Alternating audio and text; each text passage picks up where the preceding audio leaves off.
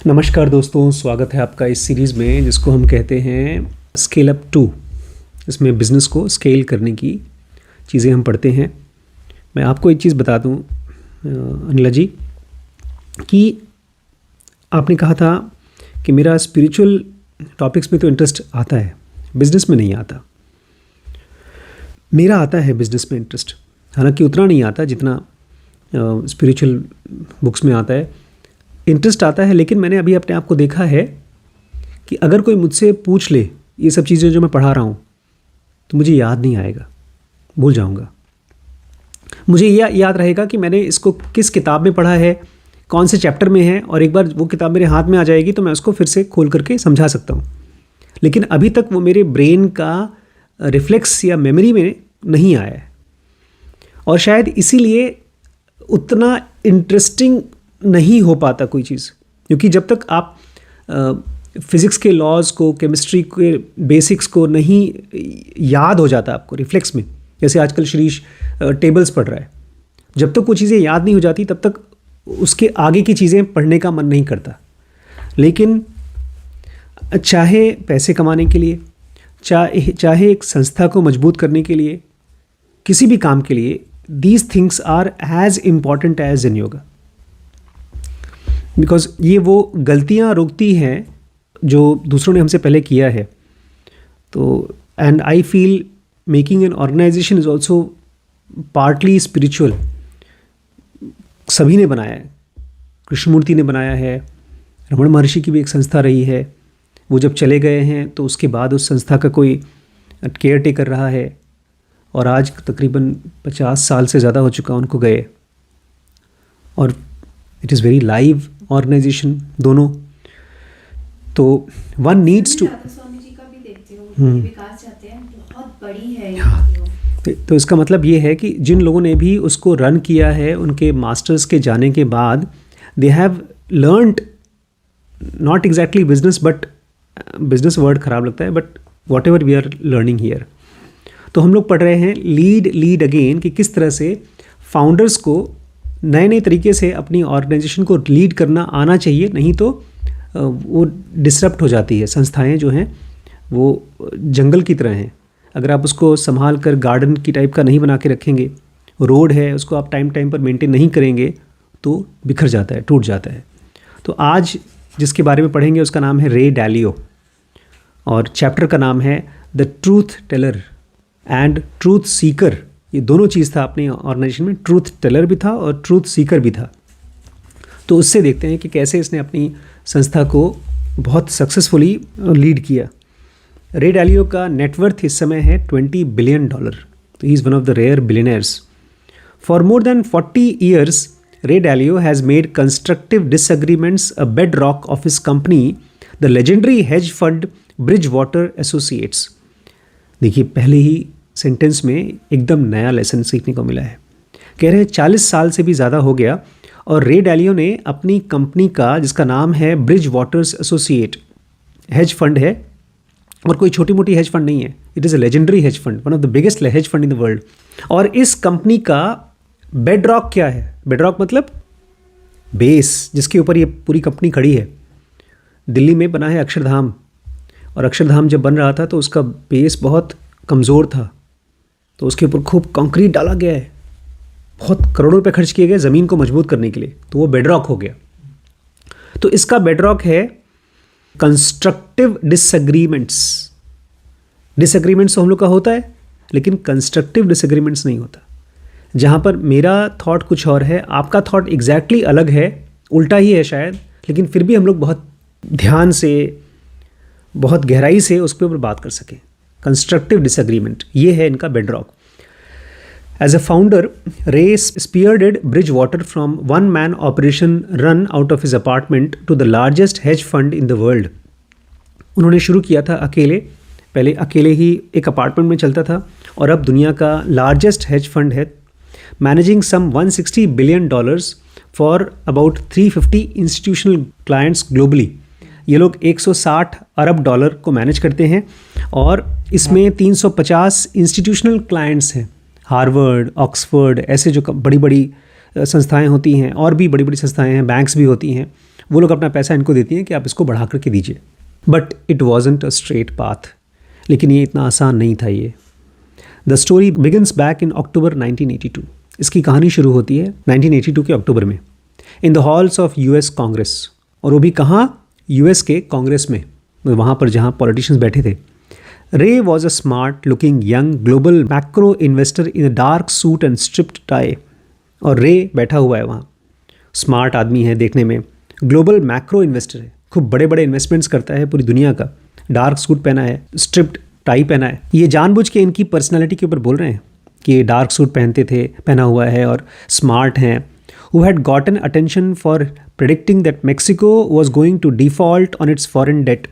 और ये फेमस हो गए थे उस टाइम पर, यंग एज में ही फेमस हो गए थे, क्योंकि उन्होंने कहा कुछ भी कर लो मेक्सिको अपना डेट डिफ़ॉल्ट करेगा।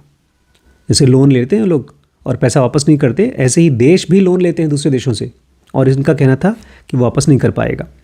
ही saw a global debt crisis coming. इसलिए उनको दिखा कि बहुत बड़ा क्राइसिस आने वाला है।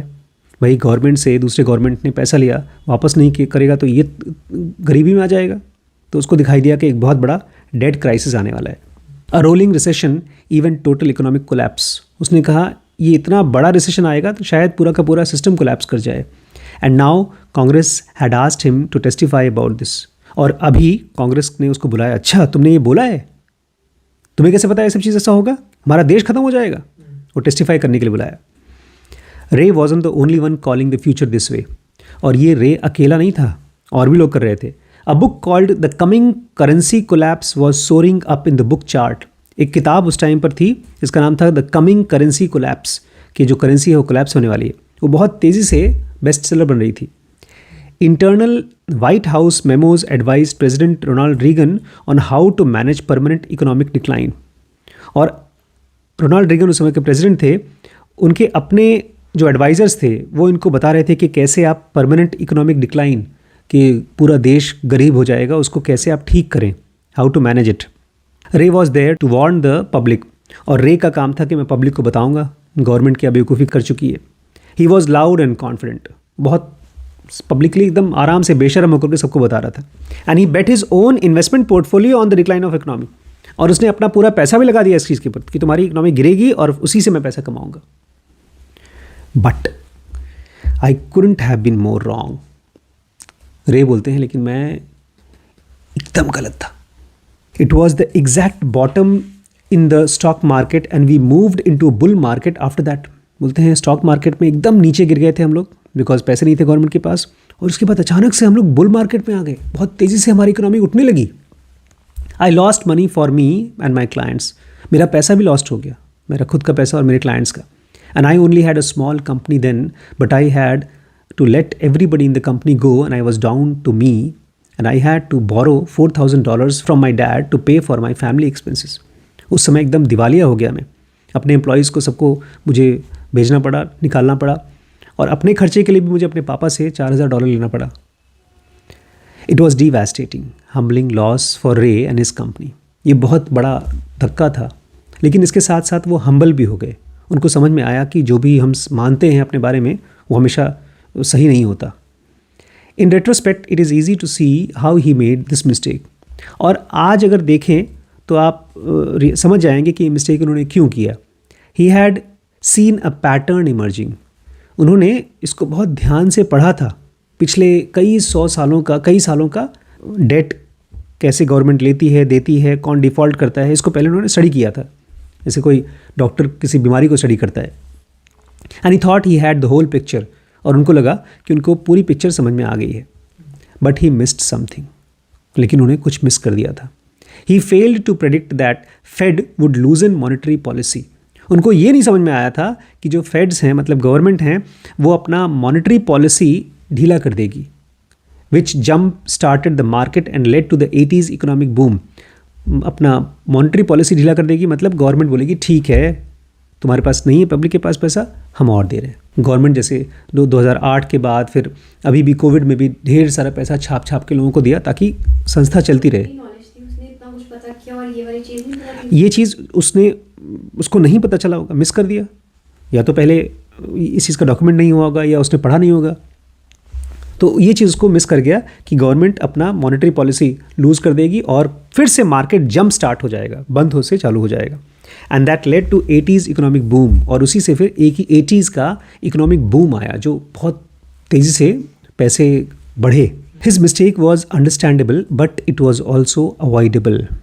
ये जो गलती उसने की थी ये समझ में आती है क्यों की थी, लेकिन साथ ही साथ ये अवॉइडेबल भी थी, इसको बाईपास कर सकते थे। Had he consulted any one, had he built a system of testing his assumptions before getting big, अगर उन्होंने किसी से कंसल्ट कर लिया होता या एक ऐसा सिस्टम बनाया होता जहाँ पर अपने खुद के एजम्पशंस को बाकी लोगों के साथ में टेस्ट किया जाता इससे पहले कि वो बड़ा बड़ा बेट लगाएं। He might have hedged his bets and reduce the company's exposure, और अगर वो थोड़ा समझदार होते तो वो अपने जो भी बेट किया था उसको हेज कर लेते। हेज करने का मतलब ये है कि मैंने एक बिज़नेस में पैसा लगाया और उसमें से मुझे बहुत पैसा नहीं आ रहा है, कम पैसे आ रहे हैं, लेकिन वो स्थायी बिज़नेस है। लेट्स से मेरे पास एक ज़मीन है, वो 10 साल के लिए मुझे खाली थोड़ा बहुत देगी कुछ साल का, लेकिन साथ ही साथ उसका रेट बढ़ता जाएगा, लेकिन उसमें लॉस नहीं होगा। और एक दूसरा बिज़नेस है मेरे पास जो बहुत रिस्की बिज़नेस है, उसमें लॉस भी हो सकता है, प्रॉफिट भी हो सकता है, प्रॉफिट होगा तो बहुत होगा, लॉस होगा तो बहुत होगा। तो इस लॉस को बराबर करने के लिए मैंने ज़मीन खरीद रखी है, तो इसको बोलते हैं हेजिंग। तो अगर इनको ये पता होता तो ये अपने उस एक्सपोजर को हेज कर लेते। In short what he needed was more opportunity for people to tell him he was wrong. Short में कहा जाए तो उनको एक ऐसी ऑर्गेनाइजेशन बनानी चाहिए जहाँ पर लोगों के पास मौका हो कि अपने बॉस को बोल सकें, बॉस आप गलत हैं, ये मत करिए। रे Claude his way back from the disaster of 1982। रे डालियो ने अपना जो एकदम शिकंजा कस रखा था अपने थॉट्स का, अपने आइडियाज़ का, अपने एजम्पशंस का, उसको ढीला किया जब 1982 का डिज़ास्टर हुआ उसके बाद।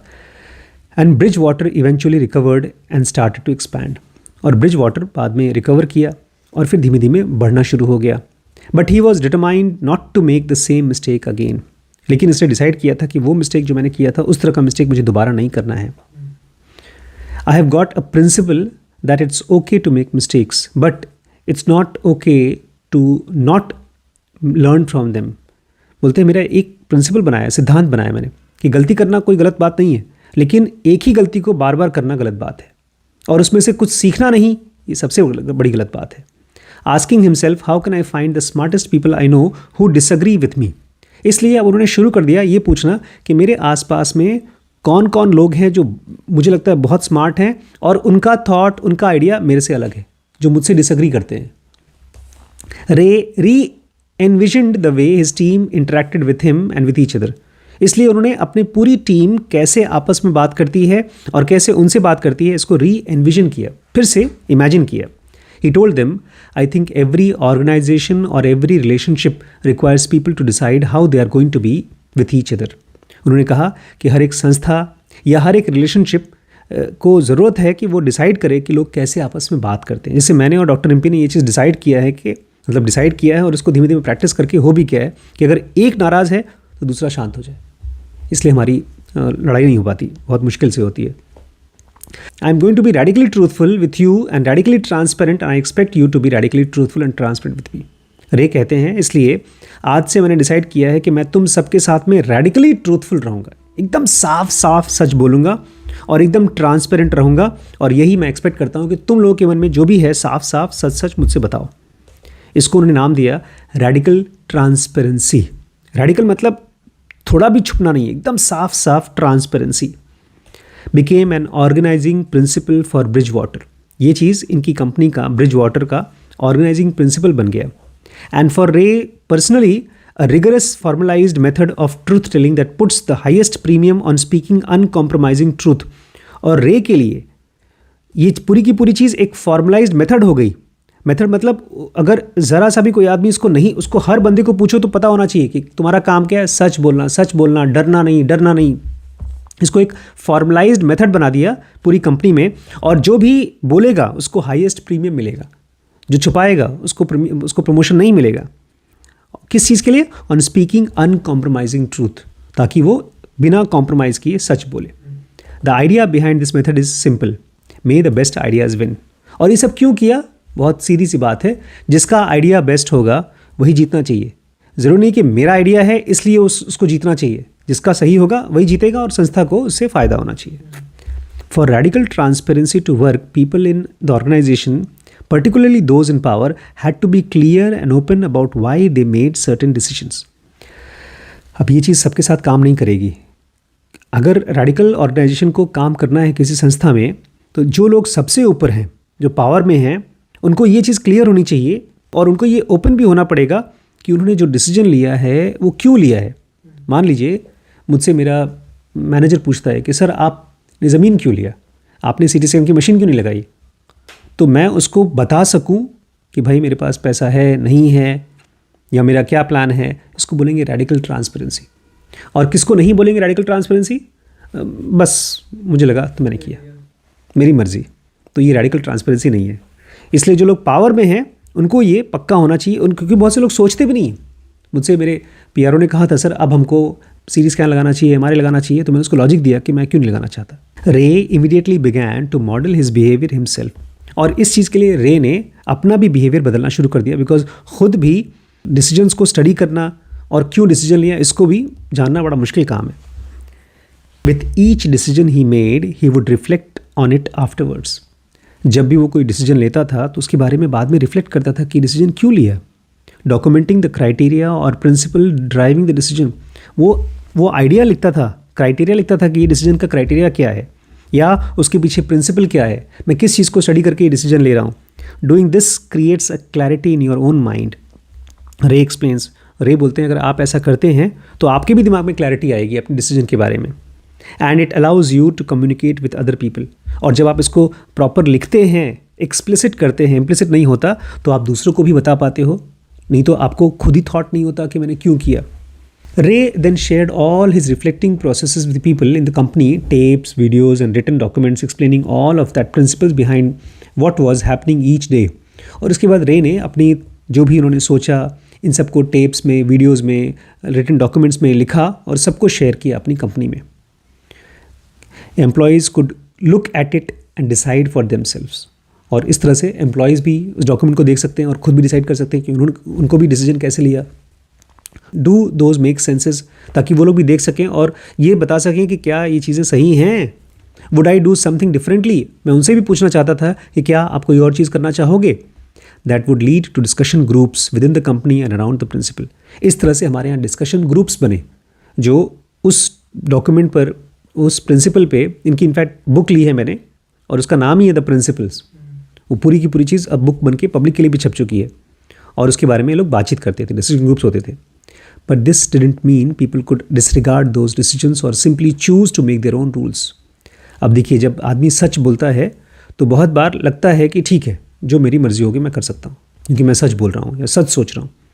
बोलते हैं इसका मतलब ये नहीं था कि लोग रूल्स नहीं फॉलो करेंगे या जो मर्जी आएगा वो करेंगे, अपने ही रूल्स बना रहेंगे। नहीं, one of the guiding principles is make sure people don't confuse right to complain, give advice and openly debate with right to make decisions. बड़ी अच्छी चीज़ है, बहुत नई चीज़ बताई उन्होंने। रे ने कहा देखो, हमने आपको ये अधिकार दिया है कि आप कंप्लेन कर सकते हो, हमने आपको ये अधिकार दिया कि आप हमको एडवाइस दे सकते हो, हमने आपको ये भी राइट दिया है कि ओपनली आप डिबेट कर सकते हो, लेकिन इसका मतलब ये नहीं है कि आप डिसीजन ले सकते हो। डिसीजन मैं ही लूँगा या जो ऊपर कोर की कंपनी, ऊपर के बॉसेस हैं वही लेंगे। हाँ, आप मुझे बताओ, मुझे सही लगेगा तब मैं उसको फॉलो करूँगा। A common reason for some organizations resist inviting open debate is because they don't want to result in chaos or a total lack of boundaries. और ये चीज़ सारी कंपनीज नहीं करती हैं क्योंकि वो डरती हैं कि इस तरह से लोग ओपनली अगर डिबेट करेंगे तो पूरी कंपनी केओस में चले जाएगी या पूरी की पूरी बाउंड्रीज खत्म हो जाएगी, कोई आदमी कुछ भी करेगा। क्योंकि जैसे ही किसी बंदे को जिसके पास एक्सपीरियंस नहीं है उसको पता चले अच्छा हमारे पास इतने रुपए हैं तो मुझे ये करना है, मुझे यहाँ खर्च करना है, मुझे वहाँ खर्च करना है, वो कंपनी तो ये करती है, बिना सोचे समझे। However, this can be easily avoided as long as it's clearly communicated that leaders are still the leaders. बोलते हैं ये सब chaos खत्म हो सकता है बशर्ते सबको ये पता चल जाए बॉस कौन है। लीडर्स ही हैं and they still make the key decisions, और उनको बता दिया जाए जो की डिसीजंस होंगे वो वही बॉसेस लेंगे। But they also committed to listening and truly considering inputs that come from anyone anywhere in the company. लेकिन साथ ही साथ पब्लिक को ये भी बता दिया जाता है कि हम आपकी बातों को ध्यान से सुनेंगे और जो भी चीज़ें सही होंगी उसको हम कंसिडर भी करेंगे, चाहे वो कंपनी में कहीं से भी आए, छोटे से छोटे एम्प्लॉय से भी आए तब भी. As Ray continued to document and share his principles of Bridgewater, they began to take on a life of its own. जब ये सब चीज़ें उन्होंने करना शुरू किया और इसको डॉक्यूमेंट करना शुरू किया, लिखना शुरू किया, तो अपने आप एक प्रजाति, एक जीव बन गया, वो अपने आप जिंदा हो गई. What started as an internal memo became downloadable PDF. जो चीज़ कंपनी में एक छोटा सा मेमो था, एक चिट्ठी या एक राइटअप था, वो एक डाउनलोडेबल PDF बन गई. That quickly spread beyond the company. और फिर ये कंपनी के बाहर भी स्प्रेड होना शुरू हो गया. It was eventually downloaded more than 3 million times. और वो चीज़ आज 3 मिलियन बार डाउनलोड हुई. Then it became best selling book called Principles. और बाद में यही चीज़ किताब बनी, Principles, जो बेस्ट सेलिंग हुई.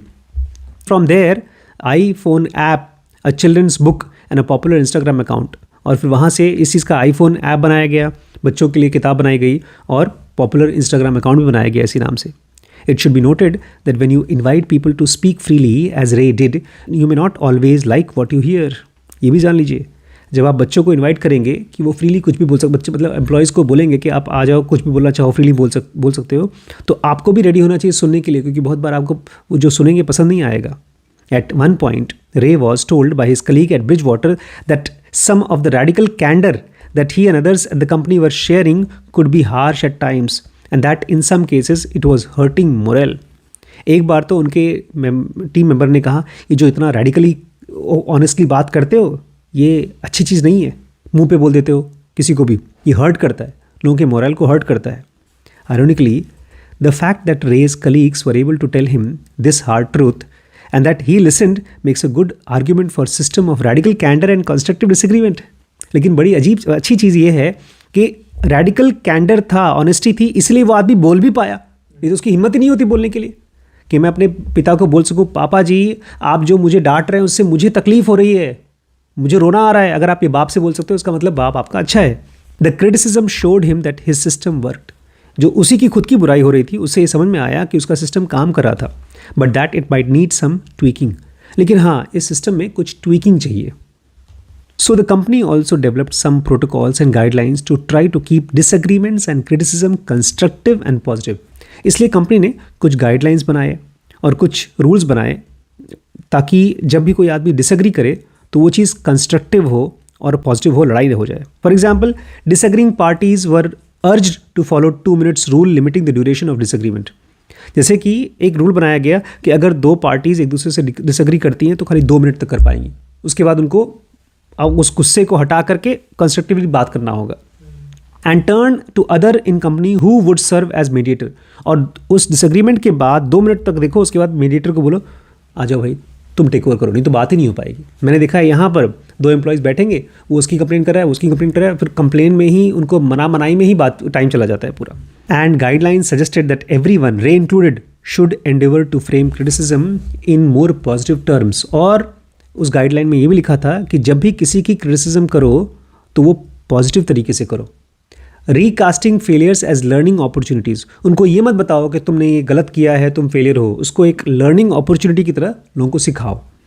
To get the most out of radical transparency, Ray says it should be approach with spirit of mutual respect. Ray कहते हैं अगर आपको रेडिकल ट्रांसपेरेंसी यूज़ करनी है अपनी ऑर्गेनाइजेशन में तो उसको म्यूचुअल रिस्पेक्ट के साथ में, क्यूरियोसिटी के साथ में कि सामने वाला क्या चीज़ है, क्यों डिसएग्री करता है, एंड अदर्स व्यू, और आप दूसरे के व्यूज़ को जानना चाहते हैं इस तरह से, and recognising that everyone on the same team even if they are not always on the same page. और ये पहचान पाना होगा आपको कि हर आदमी जो भी यहाँ पर है वो टीम एक ही है, भले वो एक ही पेज में नहीं है, मतलब उसका ओपिनियन भले अलग अलग है, लेकिन सबको याद होना चाहिए कि वो एक ही टीम में है. तो ये बहुत अच्छी चीज़ है, बिकॉज मुझे भी लगता है कि मैं अकेला ही डिसीजन लेता हूँ, बट मेरी और डॉक्टर एमपी के बीच में ये चीज़ है, रेडिकल कैंडर है, मैं उनको ओपनली बता पाता हूँ. लेकिन इसी चीज़ को मैं चाहता हूँ हम लोग कल जनोगुस की टीम बनती है तब भी होगा, और अभी भी जो हमारी बिस्कैन की टीम है वहाँ पर भी इसको हम लोग म्यूचुअल रिस्पेक्ट, क्यूरियोसिटी, ये सब चीज़ें अभी नहीं है अपने ऑर्गेनाइजेशन में. कुछ लोग हैं जो अगर उसको रिस्पेक्ट नहीं करते तो उसको रिस्पेक्ट नहीं करते, तो उसको रिस्पेक्ट करके उसकी बातों को सुनना और फिर डिसीजन लेना it's better. This is how Ray Dalio led his organisation, led and led again. एक बार फेल हो चुकी थी, फिर दोबारा उसको बनाया. ग्रेट. कल और पढ़ते हैं।